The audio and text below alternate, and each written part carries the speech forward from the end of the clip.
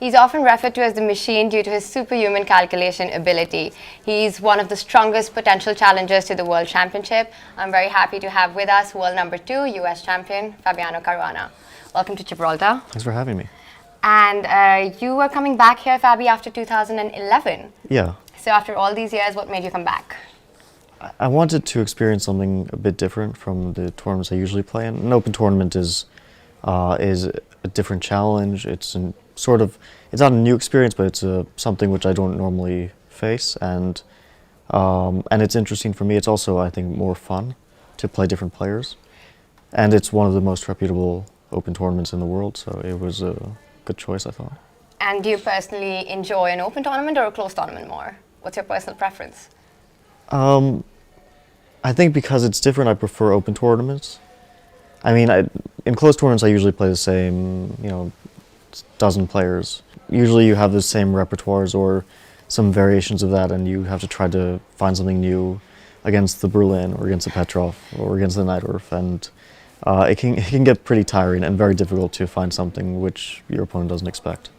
Playing these guys all the time does sometimes get a bit monotonous. Talking about opening preparations now, that is one of your strengths. Now, there's a lot of criticism and admiration for opening preparation. A lot of people say it's taking over the game. What do you think? I mean, it's true that a lot of openings are very well analyzed now, especially if you go into like huge mega variations like the Marshall or the Bishop G5 Najdorf. But there's a lot of unexplored areas, and I really don't think we see that problem of like preparation killing chess.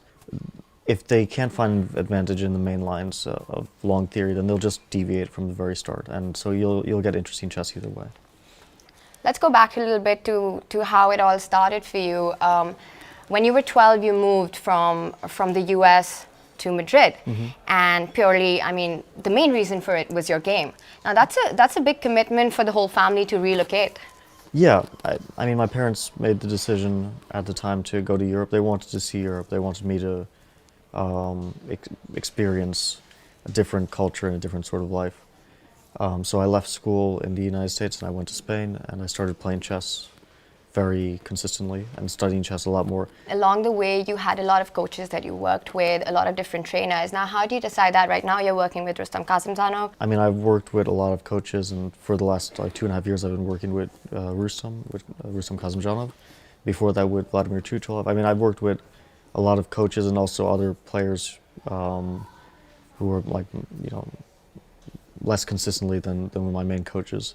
I've worked with a lot of grandmasters over the years, which has been very helpful because every player has a different way of viewing the game and of working on chess. And I mean, in terms of my current situation, I just find it very comfortable to work with Rustam. I think we get along well, and we also achieve a good amount of work.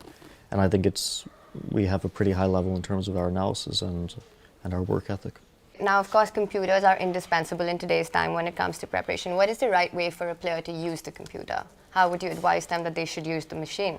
I think it's just more something that you practice and then you get better at it. But in general, the stronger you are, the better you will be at noticing the times when you should press the computer a bit more to analyze his position rather than just take his word for it. A lot of it is just assessing which is the most practical way. Like, if something is objectively not that great or leads to a draw, but you know that your opponent just won't be able to find that. And a lot of our analysis I do just ends with like, okay, this is new, it's a new idea, they won't expect it because the computer doesn't show it, and you have to make a ton of difficult moves, and that's enough for me. Right, so it's not important for it to be the top move of the computer, but just a practically difficult option for your opponent to deal with. Yeah, I mean, if I think at the end of the day that something will work, I don't really care if it's good or not. It doesn't really matter to me if this is going to be novelty V or if people will write online that it's already refuted, that it's so obvious that it's dead lost. And then in 2015, you decided to move back to the US. So what made you do that? Well, that was a more personal decision from my side. US chess changed very dramatically over the 10 years that I left the Federation in 2005 and came back in 2015, and US chess just kind of exploded after that. And And now we see that it's one of the strongest, even arguably the strongest chess nation in the world. We just won the Olympiad a few months ago. And I wanted to get back to the place which felt most like home to me. Sorry. And it also seemed like just a perfect time to come back when chess is booming in the U.S. What would you say is your biggest strength? I think that my positional understanding is pretty solid. I think I've grown very practical in my approach to chess over the years. I think that in general I'm a well-rounded player. I mean, I'm all aspects of my game. There aren't huge weaknesses. There are some things that I definitely have to work on, but nothing which makes me a huge target for another player. And so it's not so easy for other players to get the better of me. Now, also when you're playing, you're quite a poker face. That's quite a great quality to have. Is that something that you worked on, or? No, I I haven't worked on it. I mean, there are players who are very expressive, like Yes. Nakamura. Kasparov was, of course, Yes. notoriously. I mean, when he didn't like his position, I think you could easily tell. Even if you're not a chess player. Yeah. No, I mean, he would, I heard that he would curse in Russian when he realized he made a mistake. Or there's famous videos of his game against Vichy, where he blundered and just once he realized that the shock in his face was very obvious. Against Vichy, I made a similar, a terrible blunder. I was lucky I wasn't losing on the spot, but somehow I drew in the end. And after the game, he asked me if I'd blundered or if I sacrificed. Because you were so expressionless. Yeah, he couldn't tell, and I was kind of surprised because I thought it was pretty obvious that I had blundered. I don't know. I mean, I don't think it makes a huge difference. Because you see players who have bad poker faces who do pretty well in chess. The distance between, say, a world number 2 and even a world number 8, 9 is not really that much. It's a few points and a few good tournaments here and there. Do you keep an eye out in competition? Do you ever feel any sort of insecurity or something when it comes to players who are around you? Do you follow their game? I do follow their games. I definitely don't feel happy when they do well. There are actually players who I kind of enjoy seeing them lose, which sounds very sadistic, but I can't help it.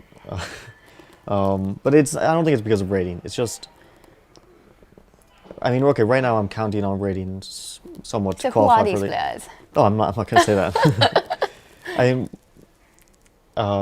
I'm counting on rating to qualify for the candidates, so I have a pretty safe level. If I manage to maintain it, then it should be enough. So I prefer, I don't like to see players coming very close to my rating. If I keep doing well, I shouldn't care about anyone else's results. Right, so your focus is more just on your performance. If I do well... Except the ones who you feel happy when they don't do that well. No, that's just some pure sadistic enjoyment that I get. With the US team, as it was in Baku, it's one of the strongest teams in the world. Which other country do you think is... I think India is... I'm not just saying that because you're sitting across from me. But India is really improving a lot.